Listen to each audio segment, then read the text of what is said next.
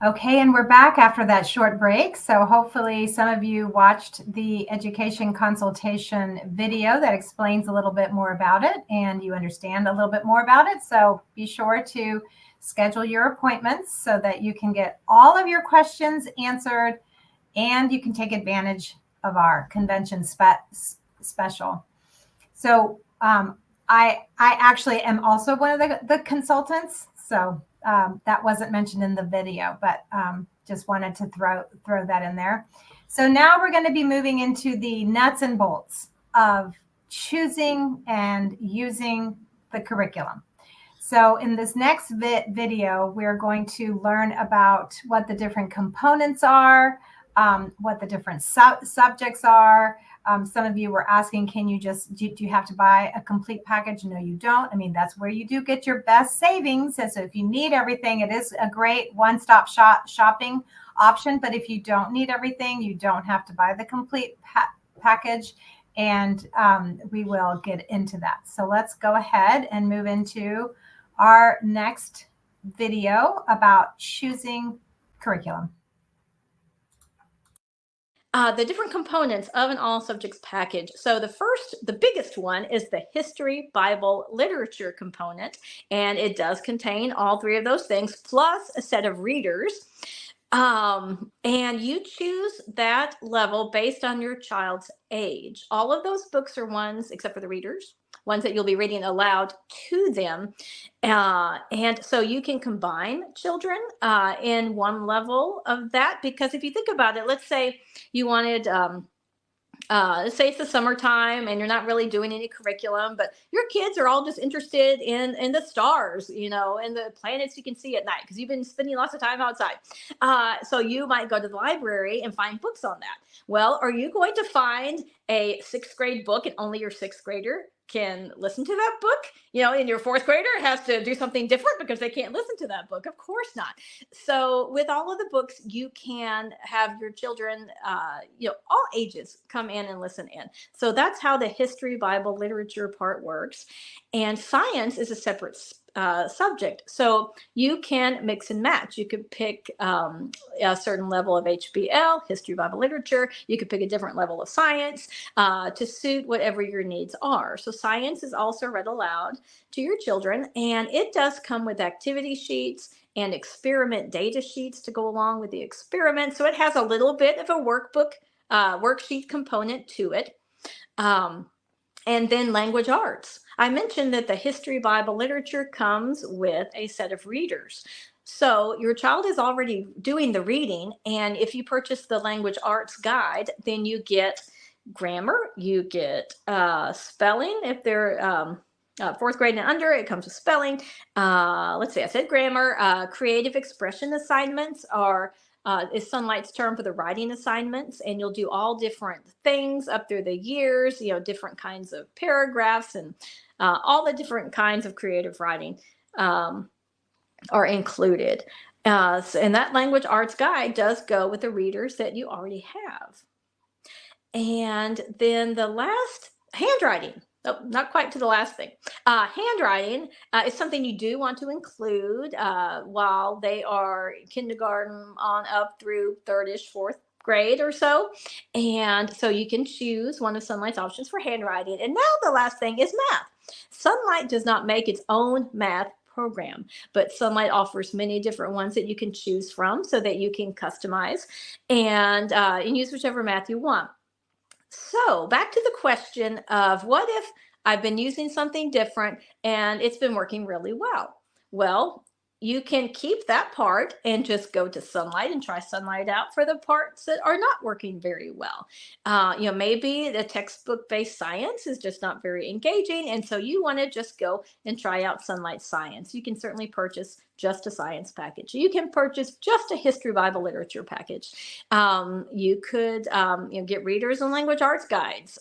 It really is very flexible and very customizable when it comes to what you can choose to do with Sonlight. How do you choose the correct level for your child? I know the grade and age range can be very confusing if you're used to looking for, first grade or fifth grade or whatever age your student is. And at Sonlight, there's more than one option that you can do every year. And some people notice that there's more levels in Sonlight than there are years of school. So how do you really hone in on what you should or want to be studying for the year and make sure that you're placing your student in the right level? So there's a couple of different factors that could really make that decision for you. Number one is maturity. If you feel like your child is really pretty mature and able to handle sensitive things, very often the younger children in a family turn out like this because they've been raised with older kids or teenagers from the time they were born. Then it's not too much of a worry, like putting them in any package that says it's appropriate for their age level.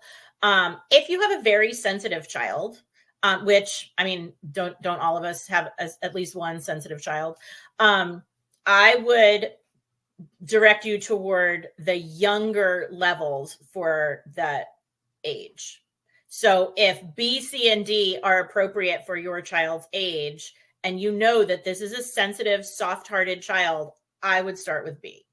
Like, just whatever the youngest, the level of that age range is. Because, some of the day in the life, really a taste of whatever part of history and culture was going on, can be a little bit raw sometimes. And so to give a sensitive kid a little bit more time to reach that point is probably a good idea. Also, reading level. Sonlight does get to be a lot of reading in those middle and upper levels. And so if you feel like this is not a strong reader for whatever reason, I mean, there can be a lot of reasons for that. Maybe go a little bit lower down in that age range instead of going to the top. I had 4 children who were completely different humans from each other. And I highly recommend staying at the lower levels for whatever age they are. Because if they're going to love whatever that content is at 10, they're going to love it and get more out of it at 12. That's my experience. I would be very careful of giving labels to my kids, and I would be very careful of them hearing the labels, right? Mm-hmm. Even if you know it's true, try really hard not to box them into something, because a child who seems very advanced or interested in something at one age might poop out when they get a little older and just not be as interested. And so just to not create the pressure, just enjoy the level that they are at. And if they need pushed a little, you'll figure that out. Trust me. So the way to determine the level is something that Sonlight does, and it's such a kind gift on the website to have placement tests. So a placement test for math, whichever math curriculum you choose, if Sonlight sells it, they have a placement test for it. And I have used those with my kids and found them to be pretty spot on. And same with reading, language arts abilities. And then let me give this plug for reading.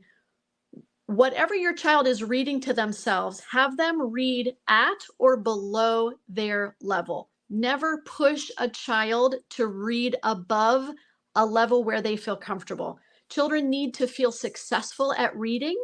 So even if you think, well, this seems a little simple, let it be simple as long as they're enjoying it.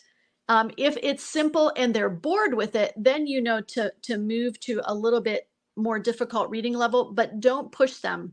If they're reading and getting comfortable with reading, someday they will be reading just fine. Like I said before, it really evens out around 4th, 5th grade.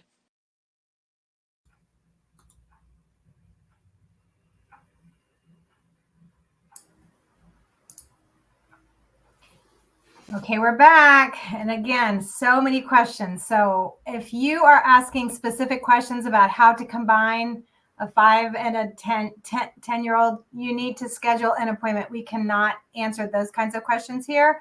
What we're trying to answer are those broader questions, things that maybe we didn't address in the video that is kind of encompassing for everybody. There's something I want to mention. When Amber was talking about placing a child, not making it too hard, that is something that comes up so much in the booth. I cringe when people say, well, I want my child to be challenged. I don't want them to be, I don't want it to be too easy. And what I like to say is, like, do you like it when every day is a challenge, when every day is hard? No, you don't. Just because something is easy doesn't mean that they can't learn. Just because your child can read it easily does not mean that they are not extracting information from it. So I personally think it's better to err on the side of too easy than it is too hard. I love to cook, and one of the things that I love to cook with is salt. And I don't salt things up front. I put a little bit of salt, I stir, and then I taste. Does it need more salt? I add more salt. Once you add too much salt, you can't take the salt out. It's very hard to remove salt. It's the same thing with school stuff. So if it's too easy, you speed things up, you skip a level, you skip a book. If it's math, you skip to the next unit. But if it's too hard, it is so hard to make hard things easy.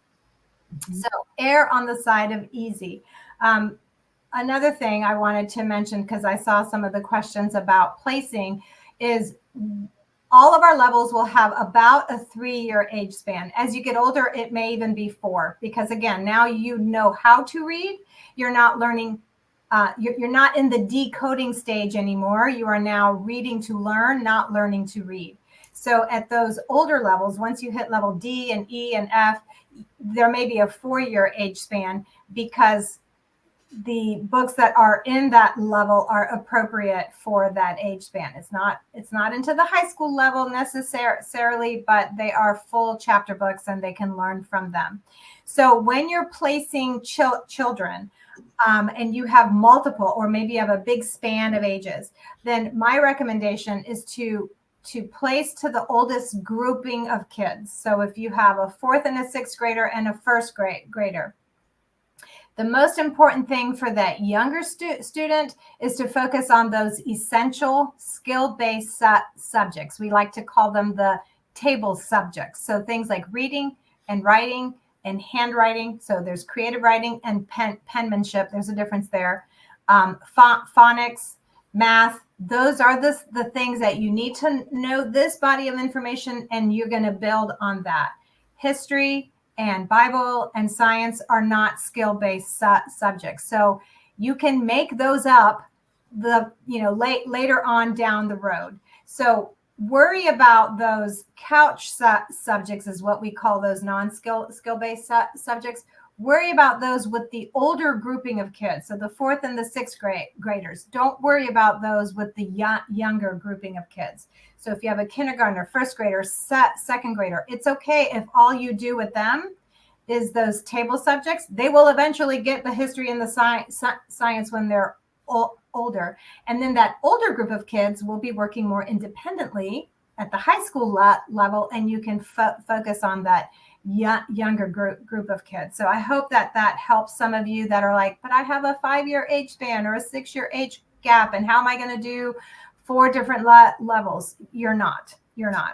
There's also a little bit of confusion about readers and how they're utilized. And so just hopefully to clarify a little bit, and then levels K through what would be C in our program, about grades K through 3 or 4. Like Sheila said, children are learning to read. And so the readers in those levels are phonetically based. And the language arts that goes with those readers is going to teach your children how to read, or give you the tools to help your children learn how to read. And so those readers that the kids are using are not necessarily tied to any history topic. Once you hit our level D program, then like Sheila said, kids are now switching to reading to learn. Now those readers become integrated with the history topic. Students are still reading them independently. You will still find instruction for writing about those readers in your language arts guide. But that is the difference. They're all read independently, regardless of what level they're at, but they have a different function in the lower levels when kids are learning to read as opposed to level D and above. Yeah, another question that I saw come up is that we have more levels than you have school years to get through, and that is true. I haven't done the math because we keep adding levels, so I don't know, but I know we're past 12. We were past 12 a while ago. So we actually have a friend who, when the daughter was of graduating age, like she had done her 12 years, she wasn't ready to graduate. She didn't want to go to college. So she stayed home and did 13th grade. But most kids don't want to do 13th grade. So you will have to decide what gets cut. And so that is a great conversation to have with an education consultant, because she can explain your various options. And, we can go down a bunny trail with that. So we're not going to take the time to do that here. But yes, you will have to make decisions. You will have to cut some things out. You will not be able to do them all. But I love that there are options, because there are times where it's like, well, my child doesn't want to do this. Well, okay, then you can do something else. And at the high school level, there are some requirements. If your child doesn't want to do government, well, sorry, you kind of have to do American government. It's a requirement in every state. But if they don't want to do another level that is not a requirement, then you can skip that and do something else instead. Mm-hmm. We have a new level J, that is the history of science. So if you have a child who is not science minded, then you can skip that level. But if you have someone who loves science, that would be a great level, and you would drop something else instead. So again, you can talk with one of us and we will guide you. It is a good idea to make a plan and not stick to it. Like, it's okay to make a plan, and then it's okay to pivot 2, 3, 4 years down the road, because your child is not going to be the same person that he was when he was in 2nd grade and you made this plan. So it's okay that you make a plan and then it's like, oh no, this isn't going to work. That's okay. You can course correct. If you're a boater, you know that you have to keep adjusting your course or you're going to sail off, into the wrong place. Okay. There's so much information here. Mm-hmm. So we're going to go ahead and move into the combining, because lots of questions about combining. So hopefully this will help some of you who don't understand how that is done. We're going to watch that video. But again, remember, if you have specific questions about combining to your family situation, you'll want to schedule an appointment and we can look at your particular situation and come up with a plan. So let us go ahead and move into our next video. So if I came to you and said, I have 2 girls, they're 21, 22 months apart, you would think, let's combine them. But I didn't. I couldn't because my oldest daughter would let me read an encyclopedia to her. And she would sit there and listen and act interested and remember things. She was just a sponge about all of it. My second daughter was nothing like that. She was more physical. She wanted to go. She didn't want to think deeply about things. She didn't get inside jokes. She didn't get nuance. She was very literal, very black and white, and she was on the move. So it was not helpful to put them together. They were so different and they approached life so differently. And you could tell from the time they were 3 or 4 years old. So what ended up happening for me, also that first daughter read, by the time she was 4, she was reading. My second daughter at 4 was still like, we're doing 3-letter words. Took her a while to blend. So she wasn't reading confidently till 5 and 6. Guess what? By 5th grade, everything was evened out. And she loves to read. She probably reads more than my oldest daughter at this point. But that second daughter, I ended up combining with my first son. So they were about 2.5 years apart. But the way they thought and could handle material, by the time she was 6 and he was 4, they were about at the same place. So that is when I combined them. I met them in the middle. So when she was in 1st grade and he would have been like preschool, we were doing kindergarten. And so when she was in second grade and he was in kindergarten, we were doing first grade or level A. And so what I would do was I would combine them for their read alouds and history. So we would do history together. We would do a read aloud together. And I actually did science with all of anybody who was in elementary school. We did science together. So if they were older, they got it and enjoyed it. If they were younger, they just kind of enjoyed tagging along for the ride. And at least it was exposure. That's how I looked at it. So we would do science together. Whoever was on the same level with history and read aloud, we would do that together. And then, of course, they had to do math separately. My daughter was at a different place in math than my son. And language arts would be separate. So that's when we talk about that at Sonlight combining.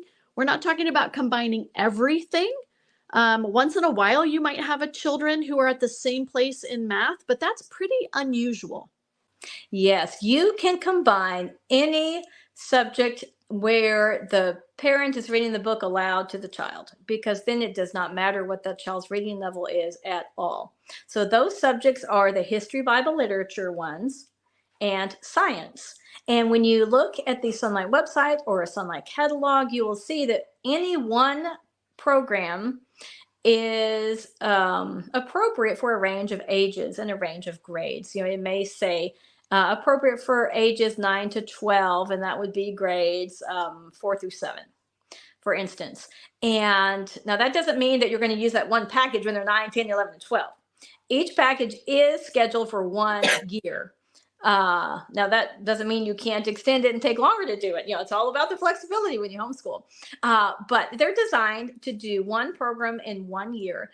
And as long as your child is within the age range for those books, then that tells you that the books are appropriate for that age. The interest level will be appropriate for that age. You know, if it's for age 12 and you've got a kindergartner, you can probably figure that, you know, whatever's in that science book is just going to go right over their head, and they would not get as much out of it. So if you stick with the age ranges that Sonlight recommends, your children will get the most out of it possible, based on, you know, there's the typical child of that particular age range. So it's real simple to look on the website, on the catalog, because those age ranges and grade ranges are right there. And if you have children that are within that age range, then go for it. Do all those subjects together. So what do you not want to do together? When your child is younger and learning to read, you want to choose the reader level and the language arts that goes with that, or choose the language arts and the readers that go with that. That's something important to talk about, because reading and doing language arts is a skill-based thing where you really do have to learn incrementally, and you can't, you know, a kindergartner or second grader are most likely not going to be the same ability when it comes to that. So readers, language arts, and then of course math is a skill-based activity where each one of your children will probably be on a separate level of math. So grouping your children with the HBL in science, and then you pick separate language arts when they're younger and separate math. So I do want to bring up, and this is kind of nitty-gritty details here, if language arts and readers, when your child is young, when they're still learning to read, it's really important to go ahead and do the assessment, unless you're starting at the very beginning and you know, well, my child is kindergarten, we're starting at the very beginning. But if you're jumping in from anything else, take a look at the language arts assessment and then use it to choose the appropriate level, and then get the readers that go along with that. It is very common for a child to have a higher reading level than language arts skill level. So you really need to meet them where they are at the skill level. Let's say your child is reading at a 3rd grade level, but they're not really writing a sentence yet very much because they're only in the 1st grade. It's best to get the 1st grade language arts and those readers, because your child will be doing copy work based on those readers. And if a reader is simple and easy for a child to read, There's nothing wrong with that. It's going to give them confidence and they will enjoy it because it won't be a struggle. And you have to remember the goal. You are giving them books to read so that they can learn to read. And the goal is to eventually have them read to learn. And so the best way to do that is to match up, get the language arts to the appropriate level, and then choose the readers that go along with that. So we often say that if you're going to watch a movie with your kids, you don't show a movie for the first grader and a movie for the third grader and a movie for the fifth grader, you know? You often sit down and enjoy a movie together, and everyone takes something different maybe away from the movie. And it's the same way when we're doing stories, when we're reading stories together, and through just the vehicle of the story you learn so much. And so when my oldest guys were learning the content about a book and able to learn about a time period in history or a science concept or whatever it was, then the next level down, they might be learning more about vocabulary and even learning about reading, just growing in their fluency of reading because they're hearing me read with inflection and I'm emphasizing things and it's helping them in that area. So there's so many things that you're teaching through reading with your kids. The younger group, they might be learning, just growing their attention span. And so maybe they listen to part of the story today and then they keep coming back and then they actually don't want us to read this book without them after that. That's building up their attention span. So there's all these levels of, that you're hitting different goals with the different levels, but you can do history, Bible, literature together. Science, I think, is even sometimes, Sonlight science is even easier to combine for even a broader range of students because it's a lot of times picture driven. And so I would even combine even more readily into Sonlight science with a broader range of ages.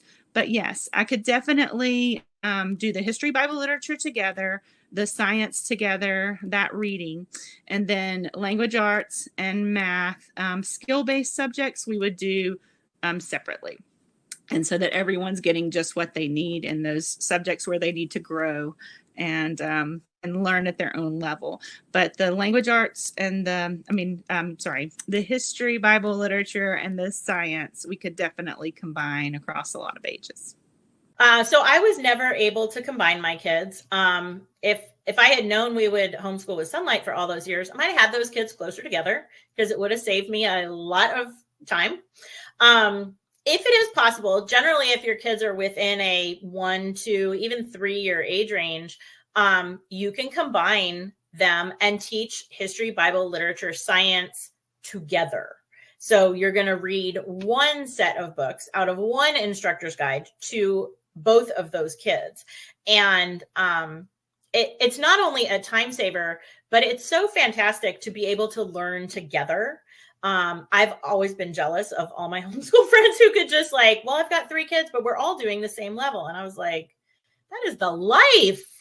So that's another factor in that, what level, because of course, if you have an 8-year-old and a 10-year-old, then you want to pick a program that is appropriate for both of those ages. Well, I always say that you know your children best. God did not make a mistake by giving you the children that he gave you, and he didn't mess up with your kids by giving you as their mom. So you know what your children are capable of and what they can handle. I think then you need to kind of look at your kids and the age ranges. I like to put my oldest child at the oldest end of a level. And so when families come into the booth, that's usually how I would start my advising. So if you have a 7-year-old and a 9-year-old, I'm going to look at what level is 9, the top age, because then that would probably be 9, 8, and 7, and both of your kids are going to be in the age range. And that, again, just means that that material is appropriate It has the right level of detail, the right level of relationship, the right level of facts for kids in that age. So if you can get your oldest child at the oldest age, then you can kind of add in your younger children and they won't be overwhelmed by the information that's coming through the reading.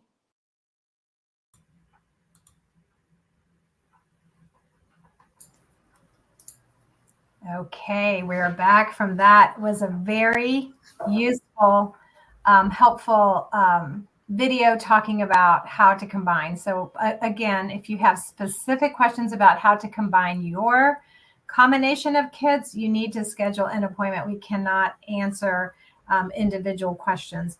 There are a few things that came up that I did want to address. One was about the placement tests. We do have assessments or placement tests for reading, for language arts, and for all of the math programs that we carry.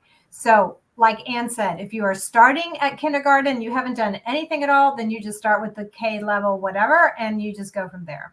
But if you are switching from another curriculum or you're pulling your child out of school and you're going to start homeschooling and they're in second grade, you don't just say, I'm going to get the second grade level, blah, blah, blah, because they may be more advanced. They may not be at our second grade level, whatever that is. So take advantage. They're free. They're on our website.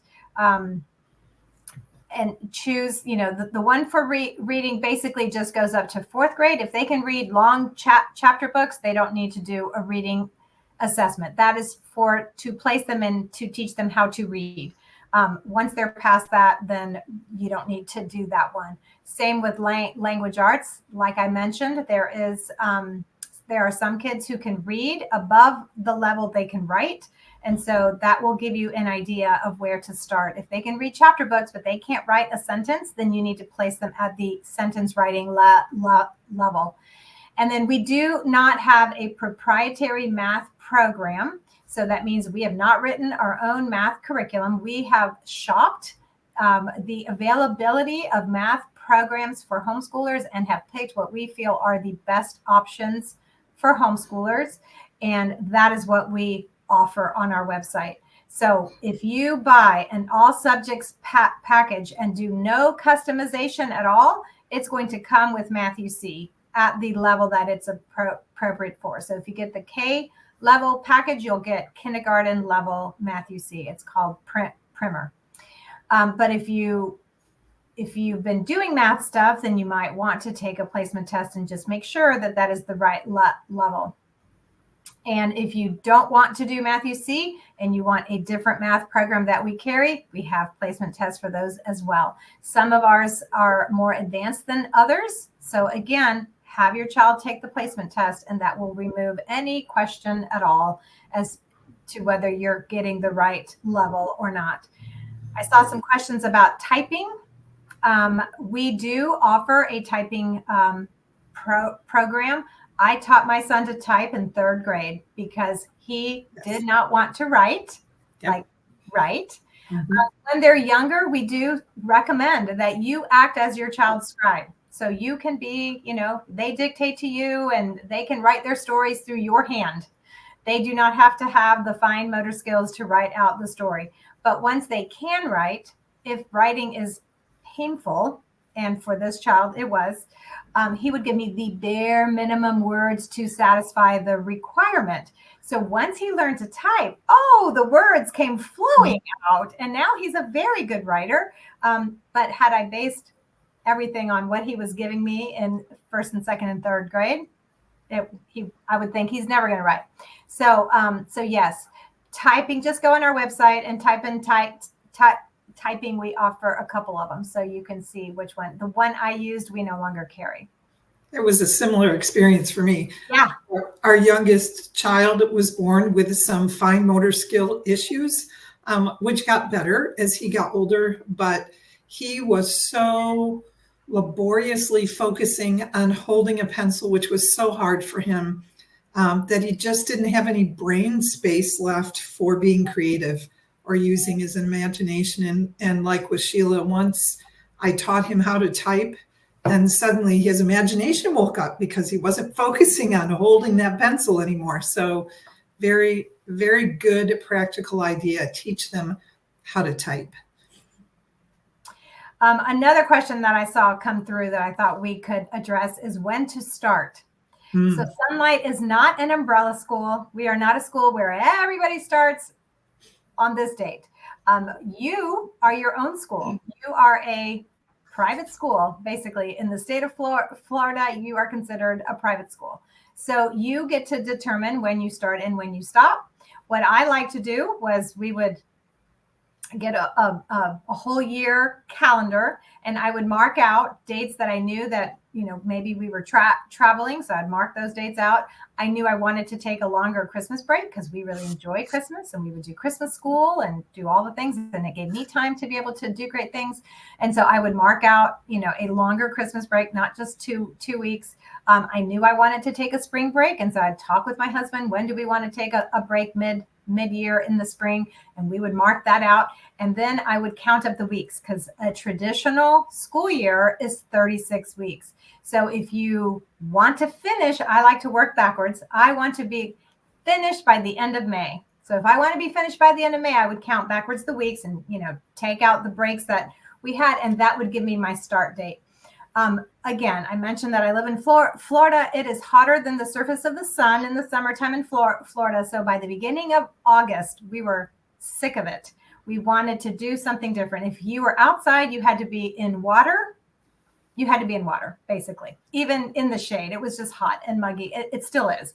I say it in the past tense. It still is. We did not want to be schooling when the weather was beautiful, which is why I wanted to be done by the end of May, because that is our pretty time. But for those of you who, the weather turns cold, you may want to start sooner so you can be done, when spring actually hits. So there is no, magic date of when to start. It's what works for you and your family. And if you're pulling your child out mid-year, then you start as soon as you get your books. And then, you put your pencils down when you're ready to take a break, and you pick it back up when you're ready to get back into school. So a lot of people will ask, do I have to finish a level? Well, yes, you really should finish a level, because schools never finish textbooks because they run out of time. But you're not following that schedule. So if you're on week 26 in the instructor's guide and you just need to take a break, and then pick up with week 27. And when you finish the curriculum at week 36, it may be October. Okay, then you buy your next level then. You are still making progress. That is the goal. Remember, I used to be a runner. When you train for a marathon, it takes many, many weeks to get you to run 26 miles. You may be able to run 3, no problem. But to get to 26 miles, it takes a lot of time. You have 12 years to get your child across the finish line of graduation. So every day is you're just making progress, one day closer, one day closer. So don't think in terms of school years. I finish, I'm done with this stuff. I'm going to get the new stuff. We're going to start new stuff. You just keep making progress. When you finish something, you start the next thing. There's also, from a little different perspective, nothing wrong with getting through 75 to 80% of a history Bible literature program and saying, you know what, we are just done with world history. We have read enough about world history. We are tired of talking about world history. Can we just go on to the next level? And yes, here and now, we are giving you permission to move on to the next level. Because like Sheila said, this is your school and you get to decide when you move on. So there is absolutely nothing wrong with making a change. And like she mentioned, with public schools or classroom setting schools, most don't finish a textbook in a year. And that is why at the beginning of the next school year, their math programs, their spelling programs, for the first 8 to 10 weeks or so are review, because they know that they're not going to finish all the concepts the year before. And so you can use that same reassurance in your homeschool. You can go back and review in those first few weeks when you begin the new school year, for sure. Yes, and you're not catering it to a classroom of 20 that right. you have to bring it all the way back down to the lowest common denominator. Your class is much smaller. Mhm. So remember that when you're doing your review, it's not for, 20 kids. There was another question. I didn't make a note, and now I don't remember. It's gone. It's gone. It's gone. Let's see if there are any other questions. Can junior and high school kids use lower levels if they're just starting out with Sonlight? So that is a high school conversation that we would be happy to go over with you if you schedule an appointment. Here's just the very, very high level intro to high school. You have 4 years of high school. So take a piece of paper and fold it into fourths. You have 9th, 10th, 11th, 12th. You have to fill these buckets for each subject. Some states have certain requirements as to what those buckets are. So they are pre-filled for you, if you will. So algebra 1, algebra 2, geometry is a very normal. You got to have three maths. These are the 3 maths. You have to have biology. You have to have, so there are certain things that are kind of pre-filled in for you. So if you can find a level that will fulfill one of those that is not pre-filled, then absolutely you can. I know that people will use level G, level H, level W, which is technically a middle school level, but they will use it for 9th grade because it's a more gentle introduction to a high school level amount of reading, especially if you're pulling a child out of school and they haven't been raised with Sonlight. So they are not used to reading the number of books that we read. So they're easier books, so they can get through them faster. And you can count that as a world history credit on a high school transcript. We do have a world history at the high school level. It is 500. It is very advanced. A lot of people don't get to it. So if your state requires a world history credit and you don't think you want to read the Iliad and Beowulf and those kinds of books, then absolutely you can use one of those levels. Can you use level D for high school? No. That's for 4th to 7th grade. The levels are just too low, unless you have a very special needs child who can't read or whatever, and you just need to get them through school. I mean, that's a completely different case. We have talked about scheduling an education consultation this morning, and you might not know what that is exactly. So these two ladies are here. They've joined me to explain exactly what that is. What is it, and who can benefit from one? Well, an education consultation is a fancy name for a phone call with me or Ann. We will take the time to get to know a little bit about your family and answer some questions. And it is beneficial for anyone who is starting to think about homeschooling, who is already homeschooling but thinking about switching curriculum, or even if you are a current Sonlight user, but your circumstances are going to change for the upcoming school year. Like maybe you're adding in another learner, or you're starting high school, or any myriad of things that could have come up in your homeschool that caused you to say, I'm not sure what I should be doing next. You could schedule a consultation with one of us and we can help you with those things. So you girls are bringing the big sister energy and helping people with all of their homeschooling needs. I think that's great. So how long does a consultation last? Like how much time should a person expect? And is there a cost to it? Well, first, there is no cost at all, and there are 2 options for the length of consultation. If you only have a few questions, you can book a 15-minute consultation. If you think that you have more to discuss, then 30 minutes is an option also. And if you are watching this from outside of the United States, we even have an option for you.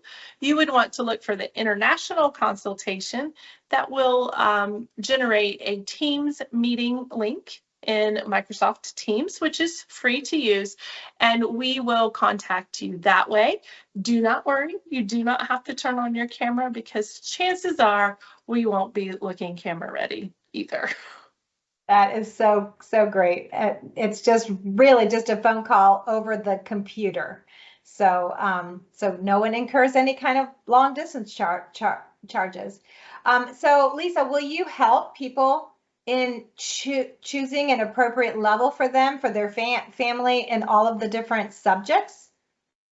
So yeah, that is one of the things that we frequently do on a consultation call, is help you find the right entry point to Sonlight, or what your next steps might be. And that would include helping you find the placement tools for reading, language arts, all of our math programs. That's really just what we're going to help you do, is get exactly what you need. And Anne, what about if you have more than one child? Do you have to buy two completely separate programs? Is there a way to combine or customize one package that you can use with multiple children? There are so many options with Sonlight. It is completely customizable based on your situation. And so when Lisa or I talk with you, we can see what ages your children are, where you could possibly combine them in subjects that are not skill-based, and help you come up with a plan that meets your needs and your schedule. Okay.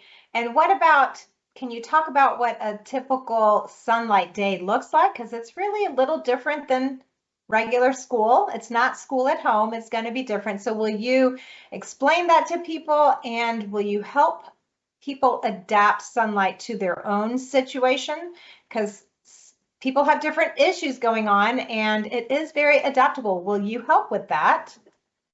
Yes, so that is a frequent question I get on a consultation. Well, how did your school day go? And so I will share what my routine was. I do not like the word schedule, so it was a routine, and I will share what worked for my family, but that doesn't mean it will work for your family. We have some great members here in the app, or in our Sonlight Connections app, and they are also willing to share theirs. So yes, that is definitely something we can talk about. And then talking about adaptations, absolutely. Anne already mentioned that Sonlight was really customizable, but what if you customize it but find it still, your child doesn't like to do the physical act of writing for creative expression, or can't sit still during math? We can talk about all of those things and ways to adapt Sonlight to your unique family. This is not, as Sheila mentioned, just recreating a classroom at home where everyone has to sit at your desk and do the work right in the same way. We can talk through lots of different options, not only what we did in our homeschools, but Anne and I have also talked to thousands, literally, of homeschool moms and heard their experience and tucked those good nuggets away when we're like, oh, that's a good idea. I never thought of that. And so we can share all of those things with you. Yeah, deciding to homeschool and deciding which homeschool curriculum to go with, it can be really overwhelming. There are so many options out there, and you feel like there's so much to learn. So homeschooling at this stage can be very overwhelming. And what do you guys do to help calm that overwhelm down? Yes, there are so many curriculum choices, and that is overwhelming. And once you are in the thick of homeschooling, so many things happen to feel overwhelming. Thoughts that have crossed my mind. I am my child's teacher. Am I going to be able to do this? Are they going to turn out okay? All those things. And between Lisa and me, we have about 40 years of homeschool experience, and so it's quite likely that if you were feeling it, we have felt it too, and we have been there. So we can share our experiences, and that's just one of the great ways that homeschoolers can learn from each other. Sharing the good and the bad, and what worked, for me, and just based on your situation and your schedule, what may work for you. Lisa mentioned the Sonlight app is a great place. There are many members in the app, and they also have experiences and have been through things, and that is a great place to go. To help with any of the emotions and things that you are experiencing. So basically, to sum it up, we've all been there, and we are here to support each other. And so, yes, we would love to talk with you about what you are feeling overwhelmed with, so that we can help. Yes, that Sonlight Connections app is just a great online community for you to connect with other people who are using your same curriculum, your same levels, and that can rejoice with you when you have something to rejoice over, that can pray for you when you are having, an area where you may be struggling, or make suggestions for solutions, that kind of thing. So I do hope that you join us on the Sonlight Connections app. Check it out in your app store. But what about for those people who are really just starting out to homeschool and they don't even know what the legalities are for their state? Every state is different. How do they find out what the law is in their state? Can you help with any of those kinds of questions? Absolutely. While I'm not an attorney and I'm not a legal expert on homeschooling, I do have lots of resources that I can share with people when we chat. Not just legality, but maybe some suggestions on how to plug into a local in-person community, or other resources like educational savings accounts that may be available in their state. So lots of information that I think is a lot of what Anne and I do is just tell you the things that you didn't even know. Like, you didn't ask the question because you didn't know to ask the question. You don't know what you don't know, but we know a lot of those kinds of things. So absolutely, we can share lots of resources with you as you're getting started. And, even if we don't have the answer, we know where you can find the answer. You guys really are just a wealth of information and a great resource for people to be able to pick your brains for all kinds of things. So if someone decides that they want to purchase after having talked to you, what are those next steps? Do they have to purchase with you on the phone? What comes next?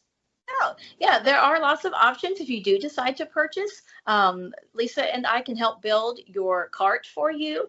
If you are building your cart yourself, then we can check it over before you order just to make sure everything is looking really good and that as a brand new customer, you're not forgetting anything. But it is a no pressure thing. We are here to answer your questions about homeschooling, and yes, about Sonlight curriculum as you're considering it. But there is no obligation at all to purchase by having a consultation with us. That is such a relief.